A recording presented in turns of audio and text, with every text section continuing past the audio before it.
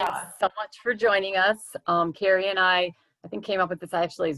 Carrie initiated the idea and then we expanded upon it, and it's probably 4 or 5 weeks ago. It hasn't been that long, and our intent is to keep the meetings topical on what would be of interest to all of us statewide, things that are going on. And we had a couple different ideas for our first meeting, and then as the environment we're in right now is obviously very fluid and things are constantly changing, and then it was progressing that we were all going back to work or slowly going back to the offices. We thought that would probably be a good topic, and did a little research, and I found, I think it was the perfect person to talk about that, and that's Wendy Block. And she is the Vice President of Business Advocacy and Membership for the Michigan Chamber of Commerce. And she's responsible for developing and advancing legislative and regulatory proposals and agendas that represent the Chamber's members' interests on a wide range of issues, including healthcare, legal reform, workforce development, and employment law. And she also serves on the Chamber's executive leadership team. And prior to the Chamber, she served as a policy advisor for the Michigan House of Representatives, covering healthcare insurance, financial services, and education issues, and also held various policy-related positions in the Michigan House and Senate. So welcome, Wendy Block. And if there's anything I missed about you want to share, please feel free. No, I think that was a great introduction, and I appreciate the opportunity to be here with you all. I hope everything is working okay with my microphone and such. So I do have some slides today because I would say that, we start talking about reopening Michigan. This does get fairly complicated fairly quickly. And so I thought I'd put together some slides for you all just to help wrap your brain around it. You can take screenshots, and I can certainly send the slides over after my presentation if you'd like to see them.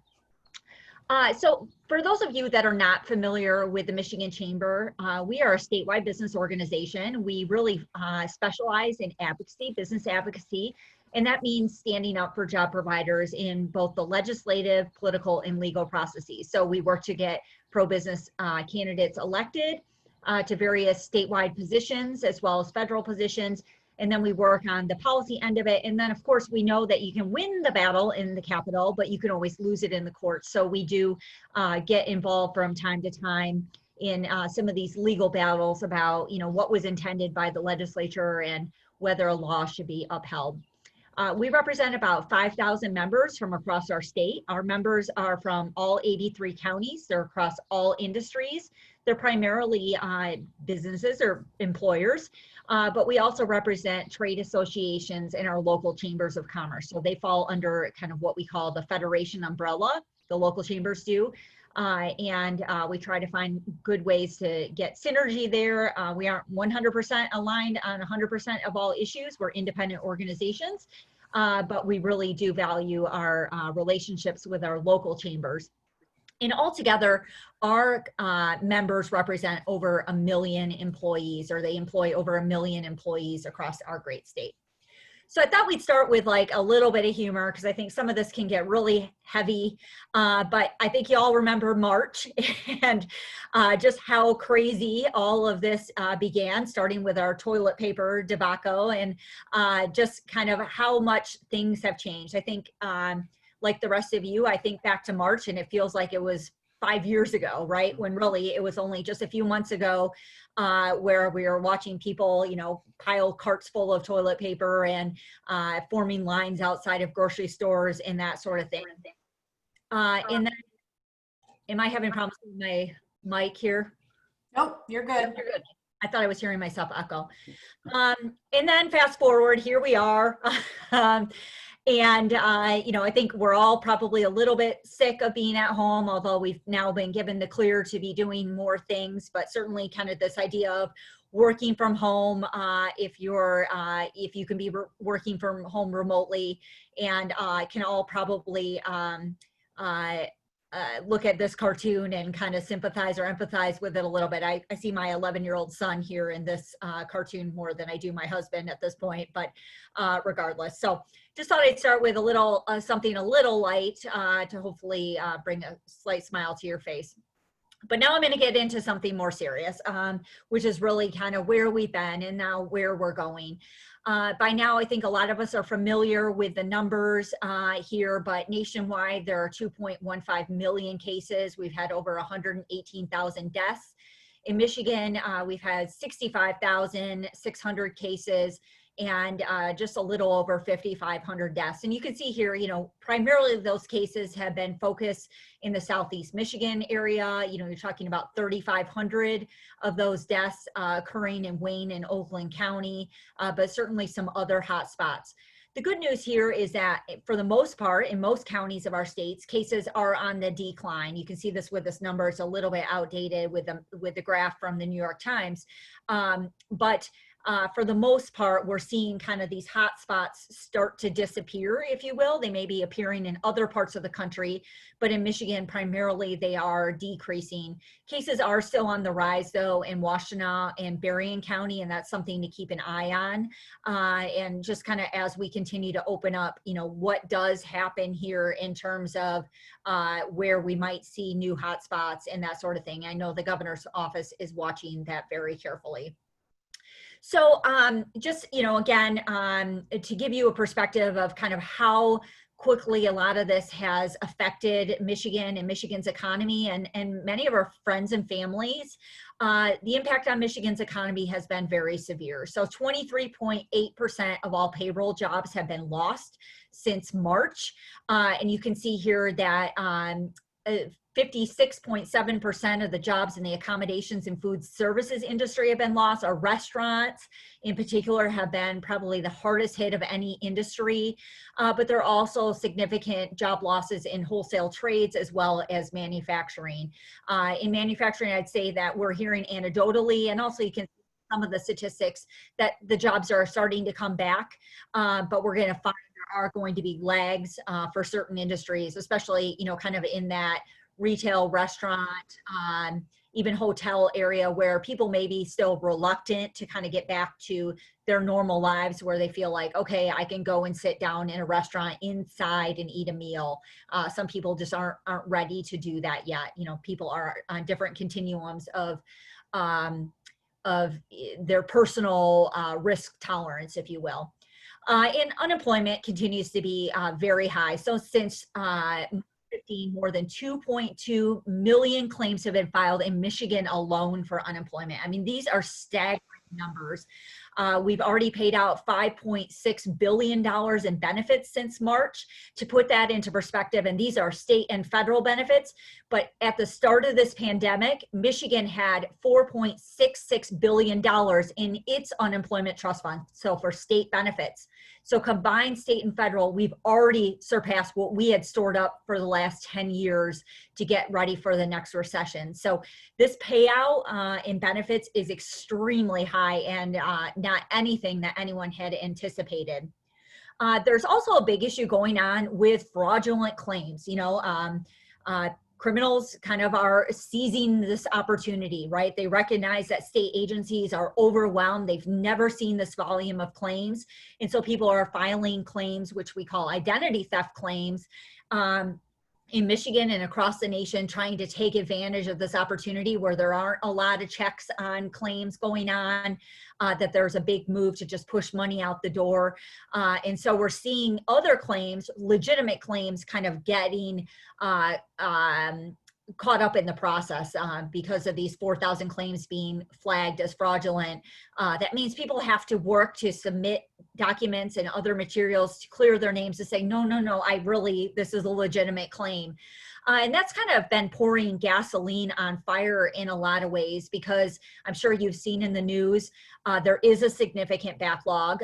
We are continuing to hear from claimants that they just can't even get anyone to answer their phone call at the unemployment agency. I mean, they are working 7 days a week over there, and people are just calling for days and days on end and not able to get a resolution to their claim. We still are hearing from people who filed claims back in March who still have yet to receive a paycheck. And I know that the agency is working hard to resolve that issue, but it is taking some time, and it's very sad. And then this last point here, the University of Michigan has a survey that shows that 43% of Detroiters who were employed prior to COVID are now unemployed or on some sort of temporary or permanent layoff. So again, you know, Detroit has been very hard hit in terms of the health effects of COVID, but certainly too as it relates to the economic effects of this disease. So as we kind of start to look at reopening, I think many of you know that some of this began on June 1st. So on June 1st, the governor rescinded her stay at home, stay home, stay safe, and moved Michigan, all of Michigan, except for a few regions which were ahead of the rest of the state, into phase 4 of the Michigan Safe Restart Plan. The stay-at-home order was lifted after 70 days. There were 4 extensions of the stay-at-home order, and really kind of this ever-changing cycle of what was required, what was allowed, what wasn't. But really the net effect here is that residents were no longer required to fully stay home, right? And so the state has been divided into 8 regions, and all regions now kind of were no longer under this full lockdown status. And, you know, the governor did move the state in this direction because hospitalization numbers were down. Frontline workers had that PPE, the personal protection equipment. I think we all know that acronym by now. And they had that to last them several weeks. And the positive number of cases and deaths were declining. So really good news, but certainly there are still some restrictions in place that we need to be mindful of.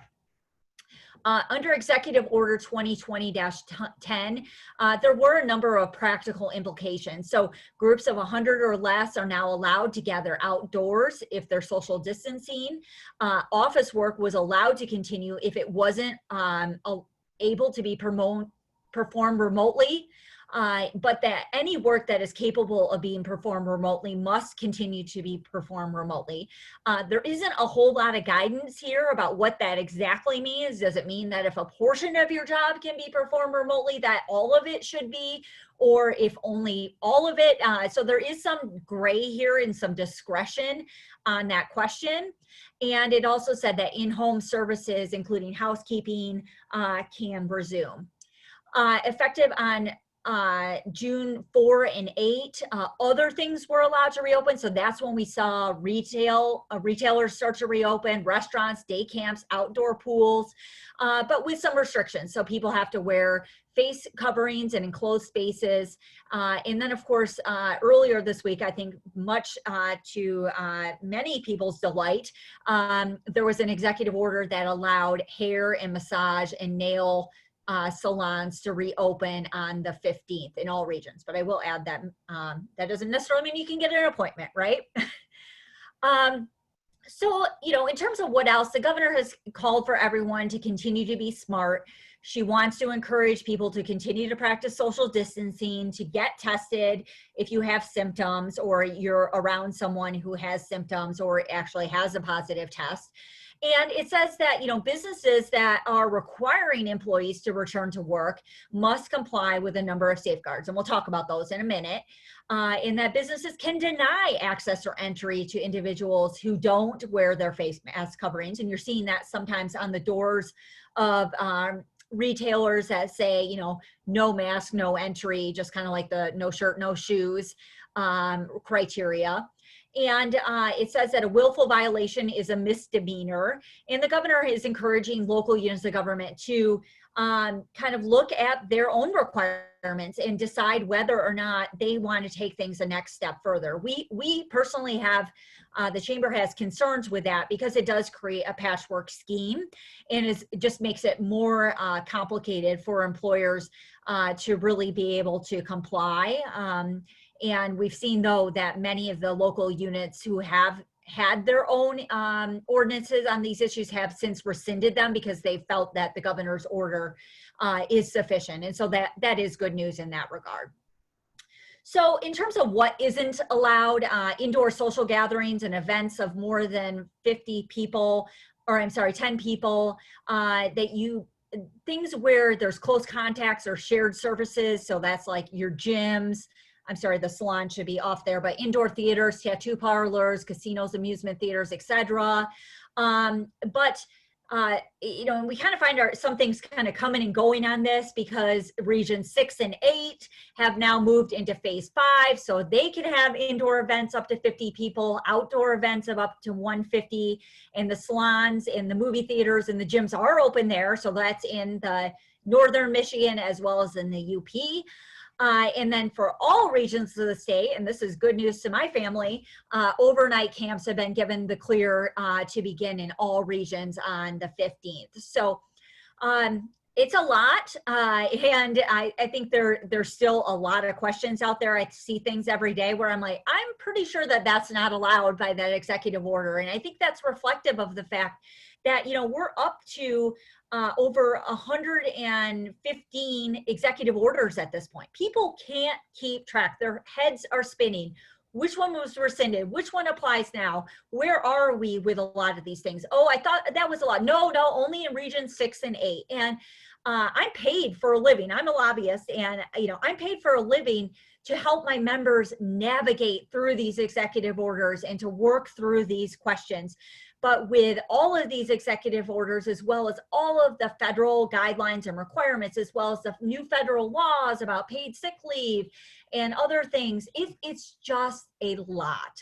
And so I think we're going to continue to see businesses working and doing their very best to get this right.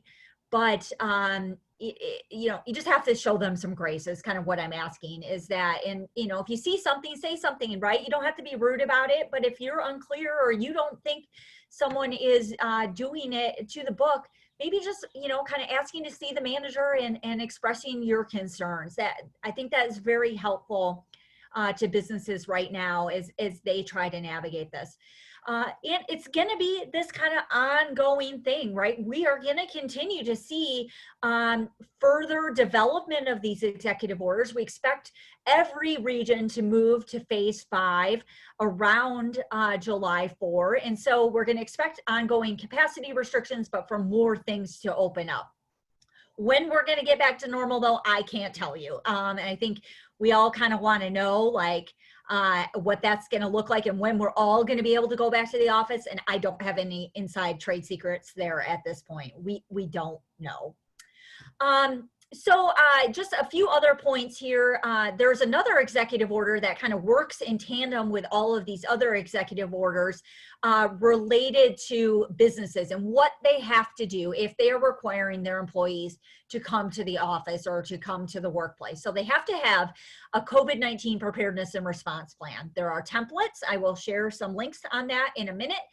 So it's not like you got to make this up from scratch, but you have to have one of these plans. It doesn't have to be filed with the state, but you have to have it available. And if you're curious about what your employer has in place, you have the right to ask for it, as does a customer, as does a governmental agency.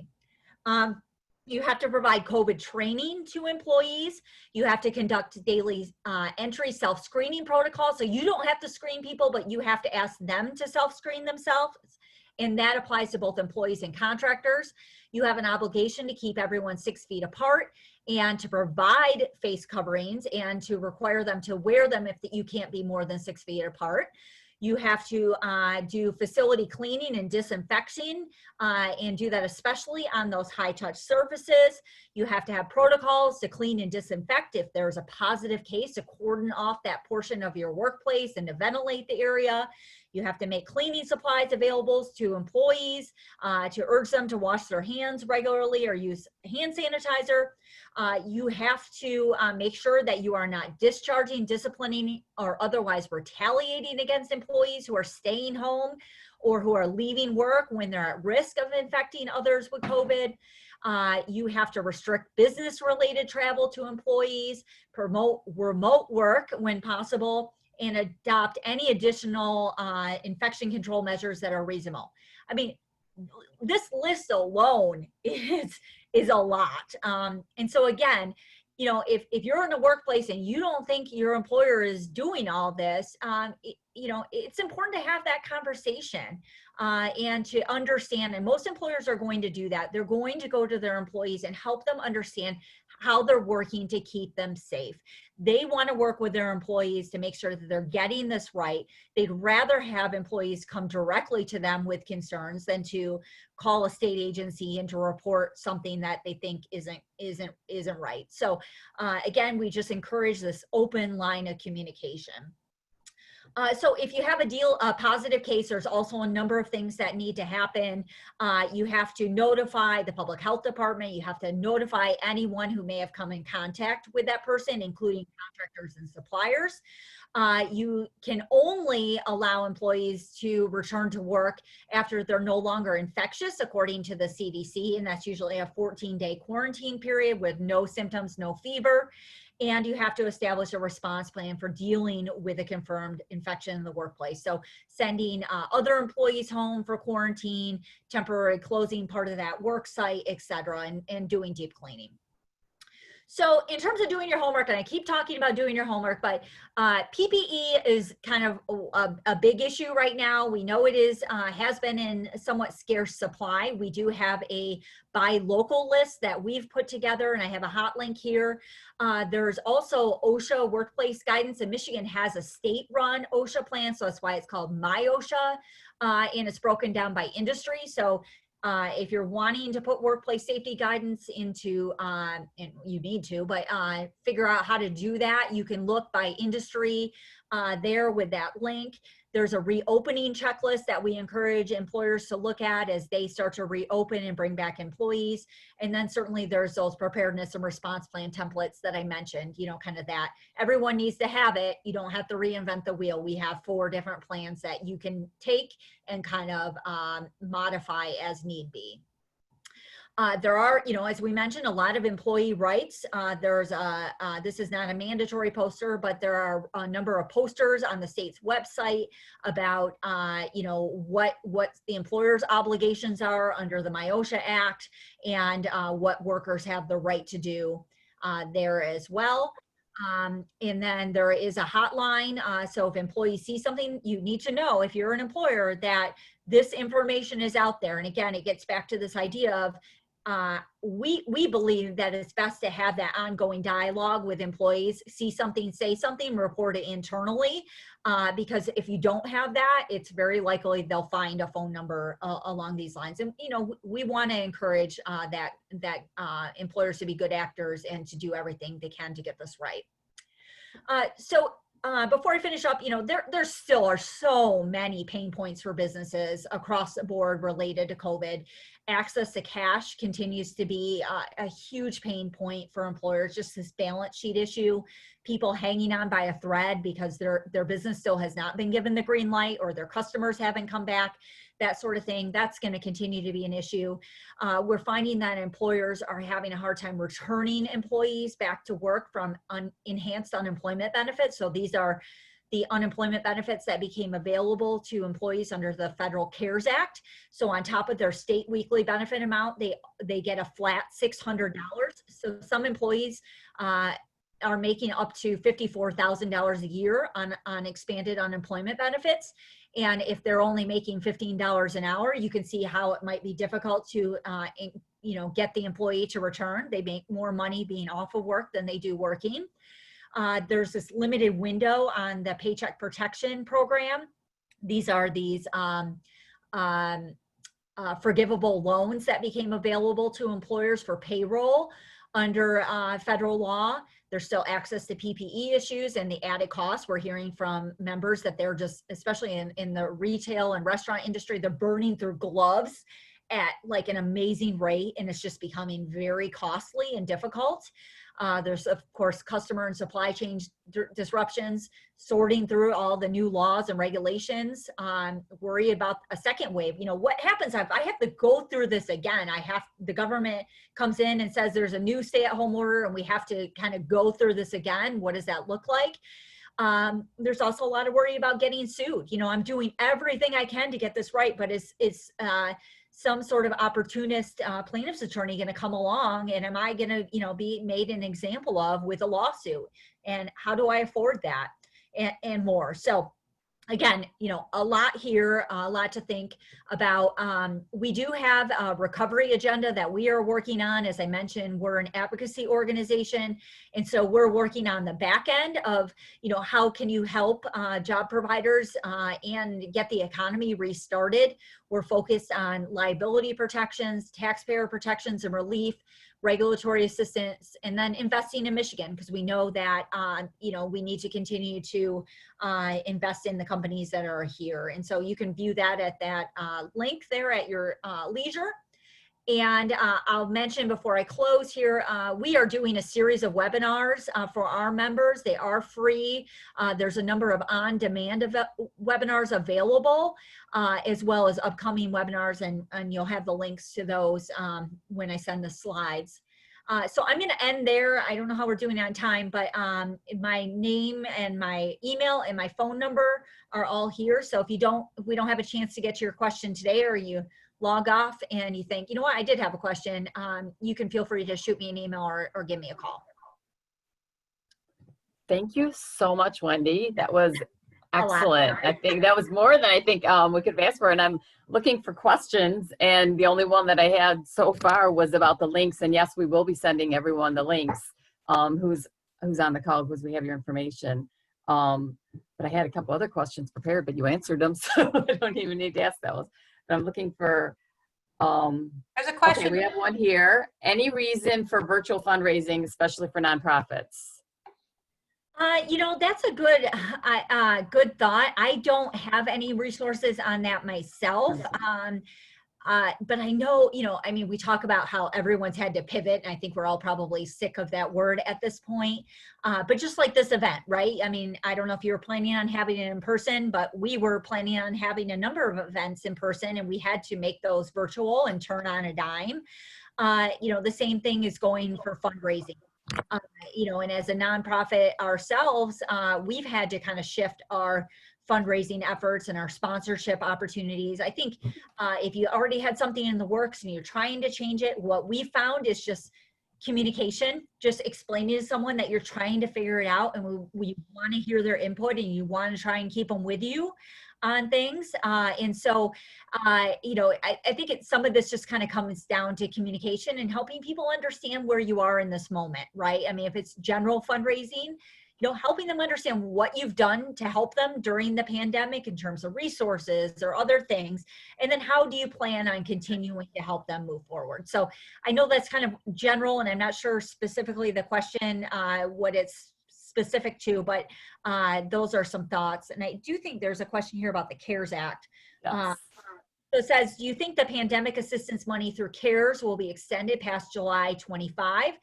As you said, we have jobs available, but are having difficulty finding people who want to work. So this is from Renee, and Renee, that is a really good question too. The answer is we're not sure yet. We know there is a big push in the U.S. House to continue to push out that federal unemployment assistance, that $600 payment, but there is reluctance in the U.S. Senate to that, because they have now heard the unintended consequences of those payments in terms of returning employees to work. Last week or 2 weeks ago, Tom Brady, who is the ranking member on the House Ways and Means Committee, introduced a proposal that we think has some merit. It would actually kind of try to spin that on its head and use unemployment dollars to provide a kind of return to work bonus. So to encourage people to reattach to the workplace.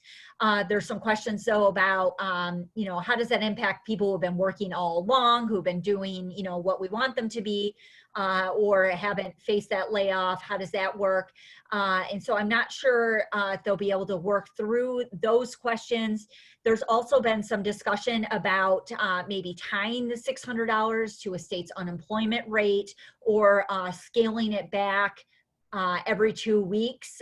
So instead of 600, it would go down by certain steps, because we know not everyone will have a job come July 31st, but you certainly don't want to incentivize people to choose to stay on unemployment. So I think there's a lot of good discussions going on at the federal level. We've been involved with those with the U.S. Chamber, and I'm hopeful that some sort of reasonable solution can be found to that issue. But one final thing I'll say about that, if you're finding that people are refusing to return to work and they're saying to you, I don't want to return, I'm not gonna return, you need to tell them that is a disqualifying event under the unemployment insurance system. It's best if you get it in writing that they're refusing a return to work offer, but you should protest those claims because that is not the intent of the CARES Act, nor is it the intent of state unemployment laws. And sometimes you got to be kind of the bad guy in this regard to avoid it kind of becoming a systematic issue in your workplace. There's Okay. a question that was sent that you did this privately to me about where to get information on the counties with outbreaks. Beth lives in Washtenaw County and she wasn't aware that they have an issue there. So where can she go to find that? Yeah, to be honest, I just Googled it. Yes, I do. I Googled, honestly, I just Googled Michigan, counties, COVID-19 numbers. And I think I found that, but I did verify it. So it's not just from some unreliable source. And they're updating it daily. And so I did put that together last week about the new hot areas. So I'm not sure 100% if that's changed, but I imagine it hasn't. Okay. And then there's a question here. I don't know if you can see it about someone's having struggles with their staff transitioning back to the office. They have everything prepared and they're saying that the governor says they don't have to. Yeah, so this is a tough one, and we're having this issue in our workplace. I think as well. I think the key here is to understand why people don't want to return to work, and again, helping them understand, but maybe making accommodations for people if you can. I know sometimes that's not an easy answer. But you may get to a point if, when the governor lifts this remote work whenever possible stipulation, where people don't want to return it and they're choosing not to continue with you. But again, I wouldn't go that far yet. Because it really, there is this kind of caveat in the executive orders right now about remote work whenever possible. And I would think that if you did take kind of more of a firm line at this point, you would be finding yourself in violation of that anti-retaliation executive order and really could face some trouble there. So I think some of it is just kind of trying to work with the employee and see if you can find a good solution. But of course, that may not be plausible in all situations. And I think at this point, you just kind of got to go with it, I'm afraid. Okay, another question here. Is it recommended for employees to sign a waiver? Some employers are doing it apparently. Do you recommend that? I think that's a good question for legal counsel. I don't know that I have a recommendation there. I know we are requiring employees to sign their preparedness and response plan just as an acknowledgement that they saw it, they read through it, just like you would with any other employee handbook change, for example. It's a similar sort of thing. Whether or not you can actually ask an employee to sign away their rights, I think it's questionable whether or not a court would enforce it. So, but again, I'm not sure, what the business is and that sort of thing. I just don't know. I can't say either way whether or not that would be advisable. I would recommend talking to legal counsel about that. Sorry, I don't have a better answer. Another one that's privately sent to me, it's given the amount of info that's out there, what's recommended for business owners who are also looking for guidance? Yeah, so I will say we have so much stuff on our website, and I know others do as well. Our website is www.chamber.com. We have a reopening toolkit on our website, and it's divided by category. So you will just find a category on preparedness and response plans. You'll find a category with all sorts of unemployment resources, including, if you want to take advantage of the WorkShare program, for example. It has all of the executive orders that are relevant and up to date, because we're watching which ones are rescinded, which ones are replaced. Unlike if you go to the governor's website, you'll see a whole list of them, and they won't tell you what any of them actually do. You got to look at each one and figure out which one. So we're monitoring all that, and that's all free. It's not behind a paywall. So I would recommend that. And if there's still something you're looking for, you can always reach out to me. Great. I think that's it. Does anyone have more questions? If not, we will get ready to, we're going to break up into individual break rooms, like Carrie mentioned at the beginning, and you can introduce yourself and have a more intimate conversation and get to know. But we've got some thanks here, Wendy. You've been fabulous, and again, given us so much information. And if anybody has questions, you can send them to Carrie or myself, and we'll forward them to Wendy or contact her directly. But Great. Well, thank you so much for having me. Thank you very much. This has been extremely helpful, I think, to many or everyone on the call.